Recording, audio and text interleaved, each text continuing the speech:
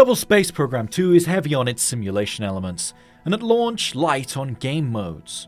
There's no budgeting, no tech trees, just a gigantic list of parts broken down into categories. As a casual KSP1 player who got quite good at the satellite launches and one-way trips to Mun, I naively thought that my history with the first game would be more than adequate for jumping straight into rocket construction.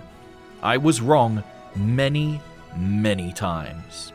From there, I decided to go to the training mode, which gave me a good overview of the basics. In-atmosphere plane and rocket flight currently feels awkward when using the mouse and keyboard, as the rocket's orientation will always level out based on the craft's center of thrust and mass, respectively. I was disappointed to see the lack of HOTAS support in the input menu, as the twist of the stick and ease of use of throttle would immediately alleviate any of the minor control issues I had. KSP veterans will doubtlessly be familiar with the performance issues that come from realistically simulating 3,000 tons of atmosphere-breaking spaceflight. But once your hunk of junk gets into orbit, those performance issues quickly disappear, at least in my early playtime. What hasn't disappeared in my time with the game are the frequent bugs.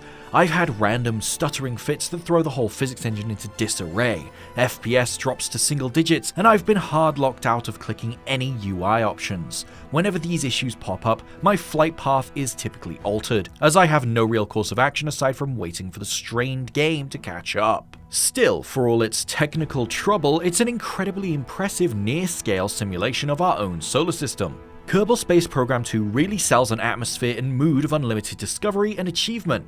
As annoying as some of the aforementioned issues were, I couldn't stay mad at it. Once I had my ships in flight, I was morbidly keen to burn up some command shuttles on re-entry, but I was disappointed to see that the heat effects are not currently implemented. But more than that, and a host of other missing features, the biggest thing this game is missing is its campaign.